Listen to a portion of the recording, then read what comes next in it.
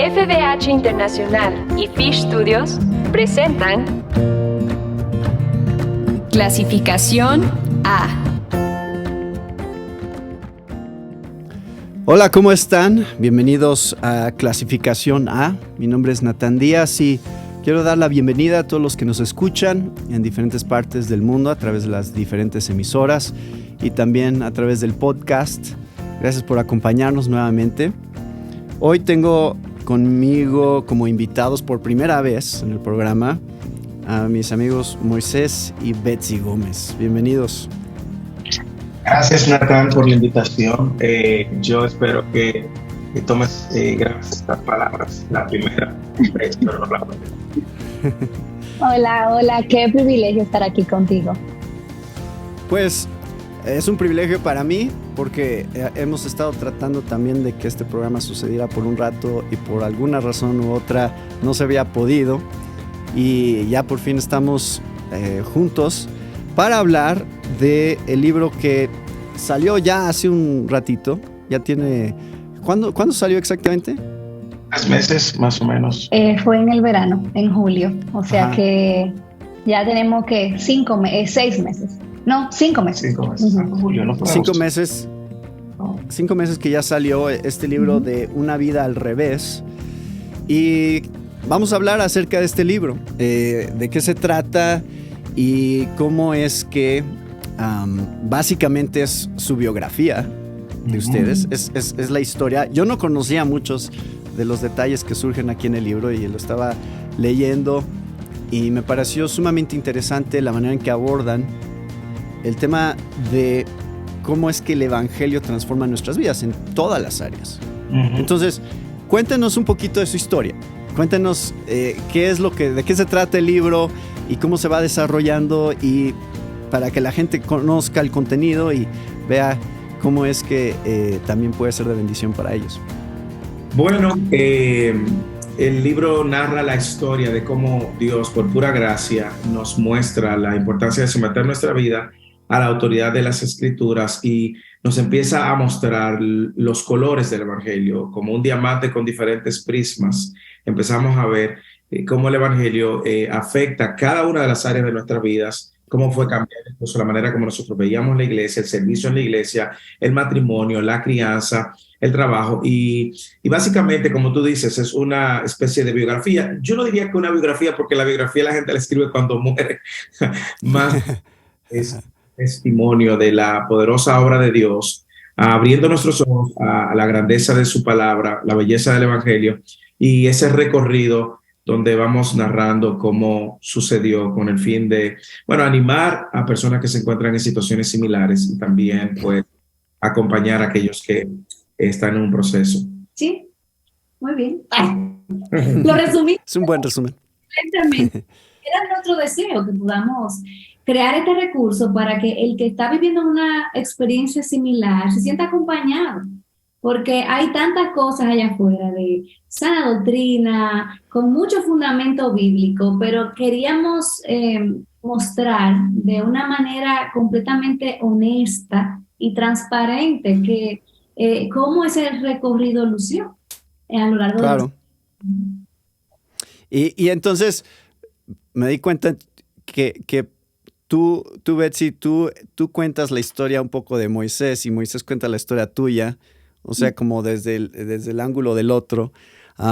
Y explican esta transición que se dio, ¿no? Al ir profundizando en las Escrituras, cosas que a lo mejor ustedes estaban viviendo de su vida cristiana que en ese momento pensaban que estaba bien, pero fueron dándose cuenta de cuáles eran las debilidades de entender las Escrituras de la manera que las estaban entendiendo. Una de ellas, Moisés, creo que tiene que ver con la parte de cómo es que la experiencia era el fundamento y la Biblia como que venía después y fuiste invirtiendo eso donde ahora era la palabra y la experiencia como resultado del conocimiento doctrinal. Sí, completamente. Entonces, cuéntame un poquito de eso. Bueno, tú sabes que si se puede decir, la herencia religiosa que los hispanos tenemos viene de dos corrientes mayormente, el catolicismo, que ha puesto la tradición, la voz del Papa y la Iglesia por encima de las escrituras, y por el otro lado tú tienes todos los movimientos carismáticos que ponen la experiencia por encima de las escrituras.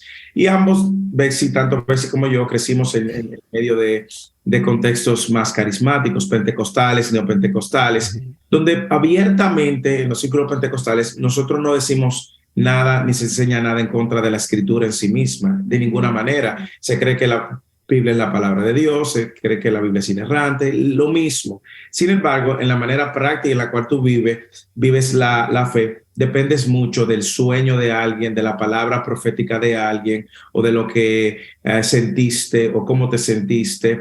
Eso hace que en la práctica entonces la experiencia se convierta en la fuente de autoridad. Bueno, a raíz de el embarazo de nuestro primer hijo, es decir, Betsy. Exacto, el embarazo es mío. Exacto, el embarazo.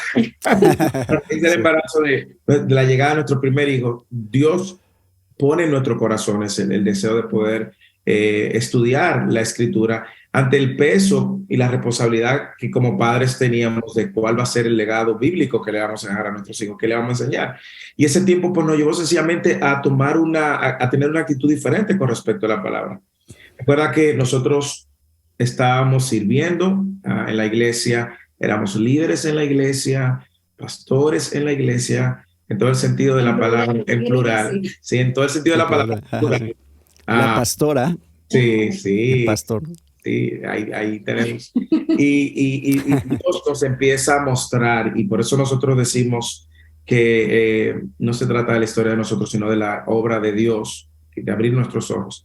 Nos empieza a mostrar por qué la escritura debe de ser la fuente principal de autoridad y no la experiencia, no la tradición, no la iglesia. No sé si tú quieres. Sí, una de las cosas que nos tenían ahí era que vivíamos como en un péndulo, y de eso se trata el último capítulo, que es muy especial para nosotros, especialmente para Moisés, porque nosotros pensábamos que todo lo que tenía que ver con la Biblia y el estudio profundo de la Biblia iba de alguna manera a, no sé, matar ese fuego o esas experiencias, y nosotros teníamos ese temor de ser tan estudiosos de la Biblia al punto de que apagáramos al espíritu, porque teníamos... De hecho, dedican un capítulo a lo de la letra mata, ¿no? Sí, hay un capítulo que es solo sobre alguien que te dijo, oye, la letra mata, acuérdate.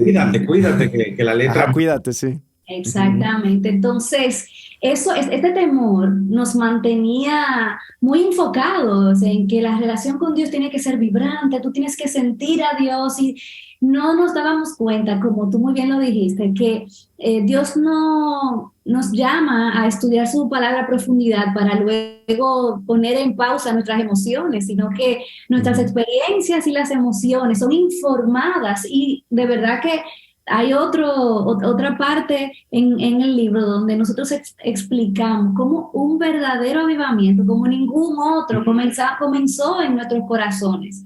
De manera que esa llama y ese fuego y esa pasión por el Señor, lo que el estudio de la palabra hizo fue incrementarla, informarla de manera correcta, y entonces ayudarnos a ver que realmente nuestra posición delante de Dios no estaba definida por lo que sentíamos, hacíamos o otros experimentaban, sino por la obra perfecta y completa de Cristo en la cruz. Y también hay algo, Betsy, acerca de cómo tú veías tu rol y tus dones siendo enfocado más en tu desarrollo, digamos, profesional, fuera de la casa. Y esa parte de cómo se ve la feminidad bíblica. Hay algo de eso también en cuanto al evangelio, cómo transformó tu visión sobre la feminidad. A ver, dinos algo de eso. Sí, exacto. Es un tema en el que todo el tiempo estoy aprendiendo, honestamente, pero la forma como lo veía al revés, para irnos con la línea... El título. Es que yo no tomaba en cuenta a Dios y su diseño. Yo solamente tomaba en cuenta la tradición evangélica, lo que yo había visto en las iglesias donde yo estaba y lo que se repetía allí. Y eso no significa que tú tenías nada en contra de Dios y su diseño desde una perspectiva cristiana, sino que no lo tomamos en cuenta. Al contrario, si tú me hubieses preguntado antes si yo estaba a favor del diseño de Dios, probablemente eso se iba a parecer más a frases como el diseño profético de Dios y cosas así. Ajá. Pero realmente yo podía afirmar que sí, que Dios era mi creador, que yo estaba contenta y conforme con la forma como yo había sido creada. Sin embargo, yo no me había acercado nunca a la escritura para partir de ahí y ver cuál era ese diseño que Dios me había dado. Entonces yo comencé a ver allí que Dios me había llamado para ser ayuda idónea y que Dios me había llamado para ser una dadora de vida y cómo la forma en la que yo respondo a esos llamados que Dios me había dado realmente validaban y adornaban el Evangelio. Y entonces comencé a ver atributos en la persona de Jesús, como la sumisión, que comenzaron a darle un color completamente diferente a la manera como yo debía manejarme en el hogar, especialmente con Moisés, con mi esposo, y comencé a darme cuenta que no era un servilismo para que yo fuera así como que una alfombra, un tapete en la casa, sino que todo lo contrario. O sea, comencé a ver que era una manera de responder a la buena noticia del Evangelio, y específicamente yo creo que en el aspecto de la crianza fue donde Dios transformó mi vida de una manera tan radical, porque era que yo tenía una definición del éxito muy, aún estando en la iglesia, lamentablemente moldeada por el mundo. Yo pensaba que mientras yo fuera igual o mejor que Moisés en algunos aspectos, en cuanto al liderazgo y la voz cantante, era mejor, porque eso quería decir que yo fui creada para ser cabeza y no cola, y que yo tenía que estar delante, y que yo era Débora y cosa. Pero el Señor comenzó a enseñarme una imagen tan distinta acerca de lo que es el servicio, que no es exclusivamente para las mujeres, sino para todo creyente.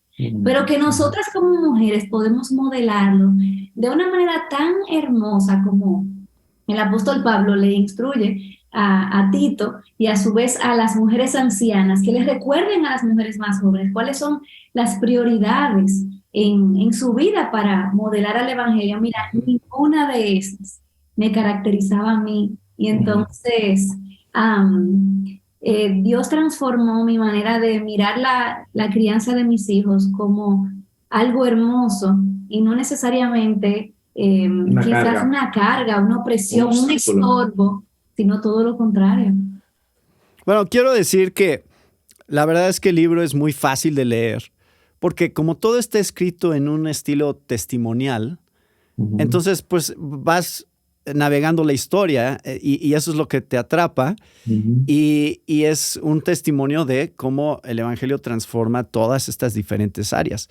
También hablan del matrimonio, cómo transformó el Evangelio su matrimonio. A ver, cuéntenme de eso, porque esa es otra parte del libro, es ver cómo toda nuestra vida es afectada cuando profundizamos en el Evangelio y se convierte en el fundamento, ¿no? Yes. Eso se la dejo a Moisés. Bueno, es que en nuestra cultura, sobre todo en el tiempo también que estamos viviendo, un tiempo muy postmoderno, el matrimonio, uno llega con las expectativas incorrectas y uno llega al matrimonio entendiendo que somos un equipo de trabajo. Y no significa que no seamos un equipo de trabajo, pero no es la visión bíblica del matrimonio. En el matrimonio nosotros entendíamos que tú haces tu parte, yo hago mi parte, ambos colaboramos y aquí está el dinero, tú pones dinero, yo pongo dinero, pagamos la renta, echamos adelante, tenemos los hijos, ambos. Pero cuando empezamos a ver que es más que eso, es tu poder tener el corazón de tu esposa y tu esposa el corazón de tu esposo, es tú estar en una vida de transparencia, en una vida sin muros, sin paredes, sin techo, donde Bexy pueda conocer mi corazón, aún conocer mis debilidades y ella ser informada por mi propia confesión, no porque me atrapó o porque me encontró haciendo esto o aquello. La verdad es que cuando uno entiende el Evangelio, parte del hecho de que los dos somos pecadores y ambos en nuestra condición de pecadores debemos de saber que ambos podemos fallar y que también el Evangelio nos recuerda cómo la gracia de Dios nos alcanzó, por lo tanto, esa gracia debe extenderse uno al otro. La misericordia que hemos recibido también debe de ser parte de la dinámica del matrimonio, ser paciente y tolerante como el Señor lo ha sido con nosotros. Y empezamos a ver. Recuerda, esos primeros años del matrimonio siempre son años de ajustes.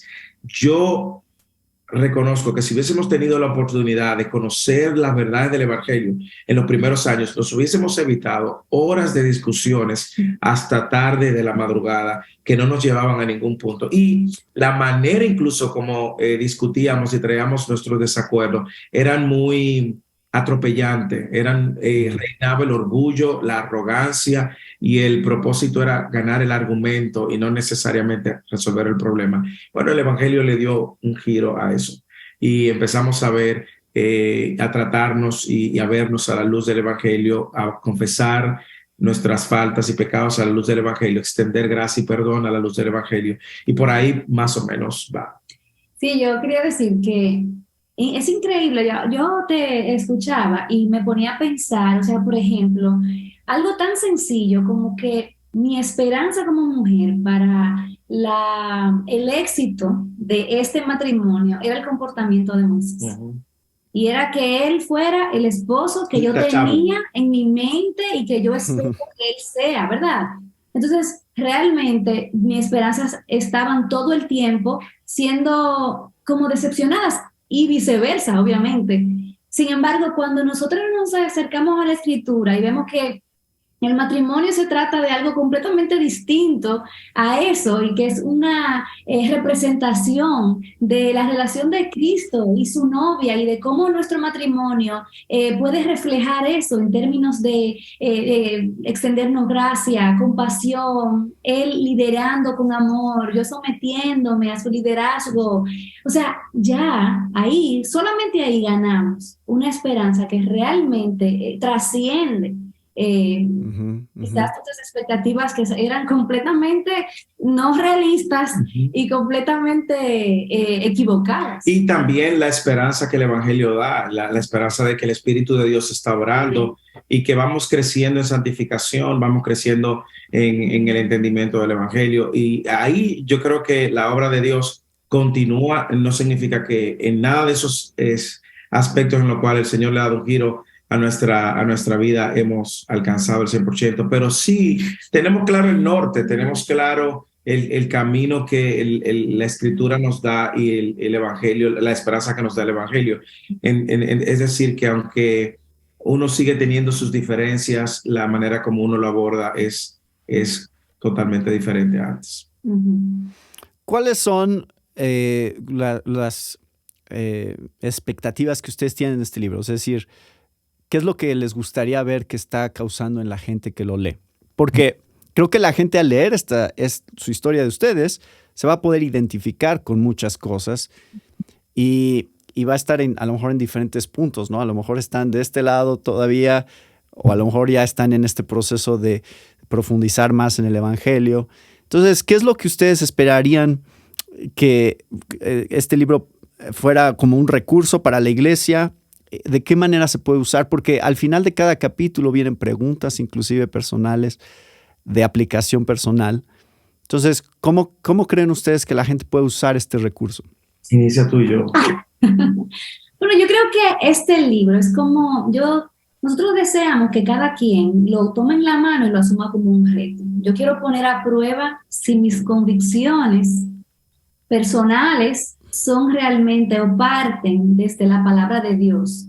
O yo quiero poner a prueba qué evidencia mi vida, si evidencia que yo estoy sometida a la autoridad de la Escritura o si yo realmente simplemente estoy siguiendo lo que aprendí. Entonces, realmente ese es el deseo de nuestros corazones y a la vez deseamos que las personas que están en un proceso como el nuestro se sientan acompañadas y que se sientan animadas a calcular el costo de lo que implica seguir a Cristo y pagarlo porque miren a Cristo tan grande y tan hermoso que digan, Cristo es digno, yo voy a obedecer, yo voy a rendir mi vida. De hecho, ayer escuchábamos un testimonio de una hermana que pues nos lo envió diciéndonos, me siento como que estoy leyendo mi propia historia y encuentro ánimo para seguir a Cristo, negarme a mis concepciones equivocadas, ponerlas a un lado y abrazar la autoridad de la Escritura como la verdad primordial de mi vida. Y algo que también nosotros deseamos ver es que el que está considerando, Dios le está abriendo los ojos de alguna manera a la verdad de su palabra, pues que pueda tomar el libro y ir sobre el recorrido donde pueda ser animado y motivado. Ahí también nosotros abordamos algunos temas que aclaramos doctrinalmente, cómo fueron aclarados también en nuestras vidas, repeticiones de textos fuera de contexto que el Señor pues fue claro. Palabra. También yo diría que para aquel que está escéptico y que entiende que efectivamente de alguna manera eso que nosotros vivimos fue nuestra experiencia, y eso le pasa a ustedes, pero yo sigo viviendo en la experiencia o siguiendo la tradición. Bueno, considera leer el libro, no solamente te conformes con tenerlo, sino también leerlo. Y yo diría también, Natán, a un tercer grupo, y es el que ya pasó por el proceso.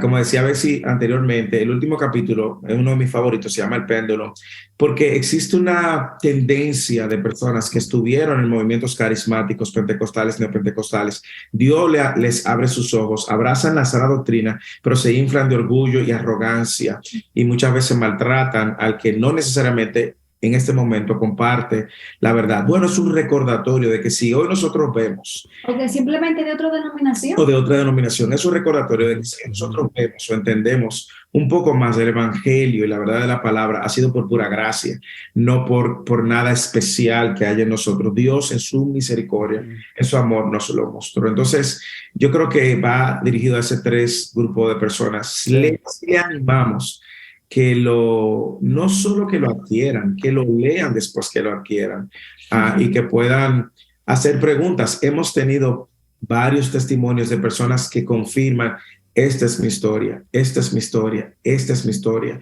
Muchas personas han ido por lo mismo, han tenido el sabor amargo muchas veces de salir de iglesias donde fueron atropellados porque empezaron a ver la verdad de la palabra o a someterse a la autoridad de la Escritura. Bueno, nosotros te animamos aquí también a que nos acompañes y veas que si el Señor empezó ese proceso en tu vida, es un proceso irreversible.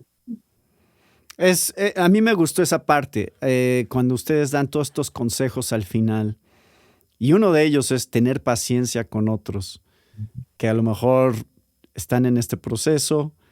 Y eso sabemos que es una debilidad de mucha gente que está dentro del movimiento reformado, en donde sí somos impacientes, extremadamente impacientes. Y me gustó esa parte que también es como un llamado a la unidad, ¿no? En la Iglesia de Cristo, donde existe también maneras de convivir y de tener amigos que no necesariamente están de acuerdo con todo exactamente como nosotros lo vemos, ¿no?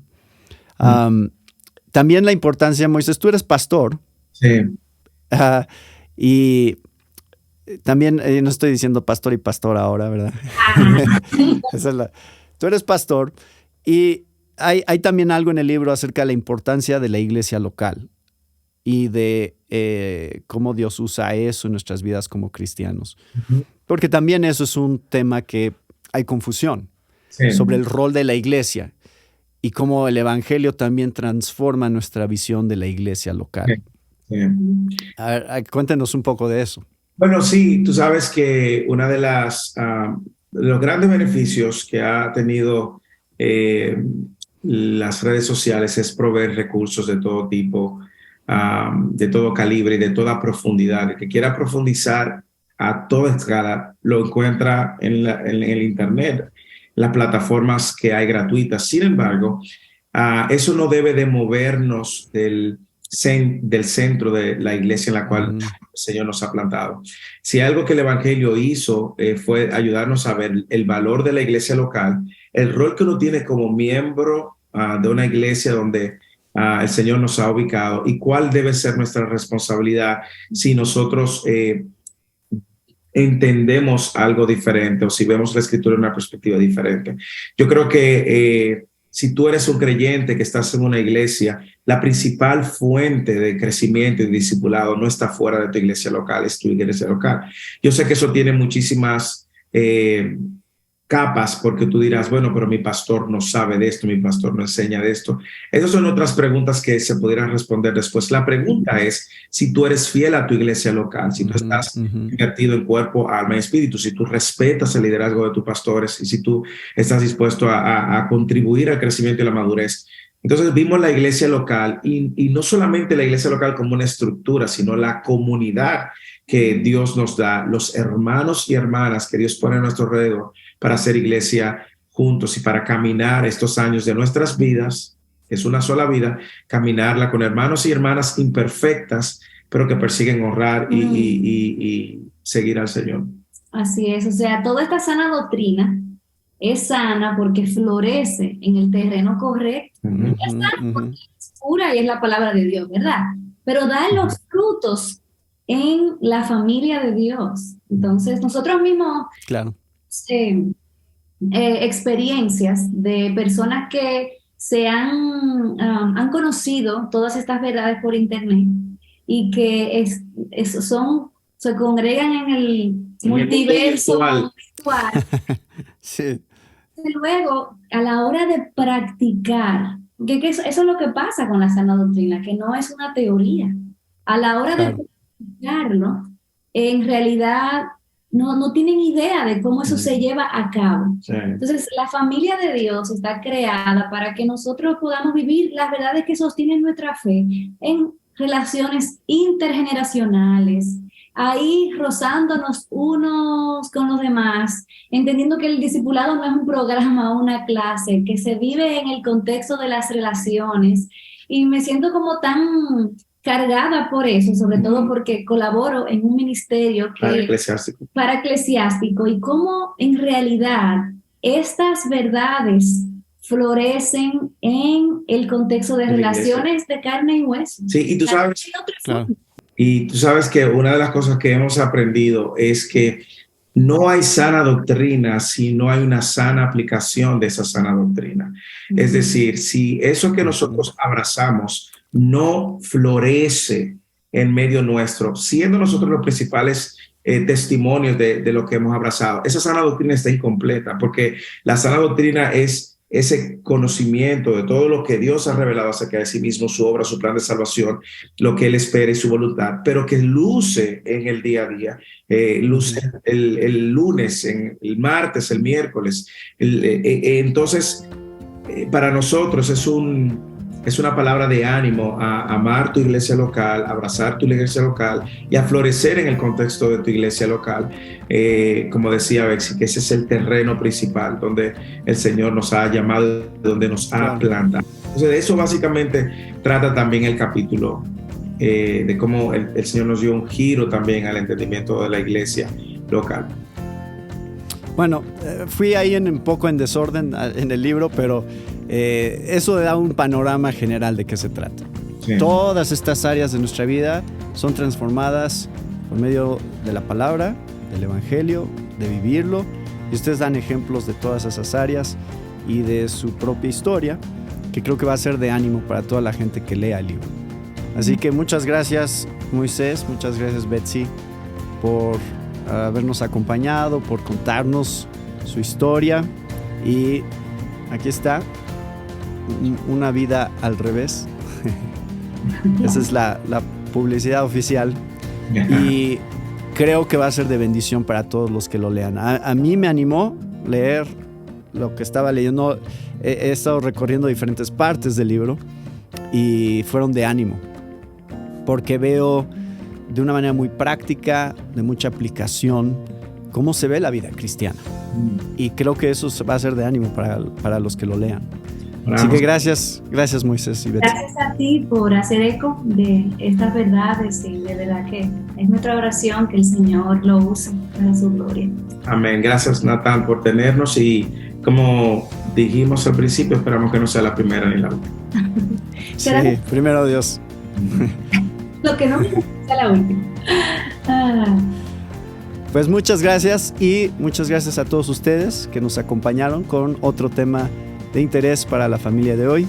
Se despide de ustedes, Natán Díaz. Esta fue una presentación de FBH Internacional y Fish Studios. Para más información, visita nuestra página www.clasificaciona.com.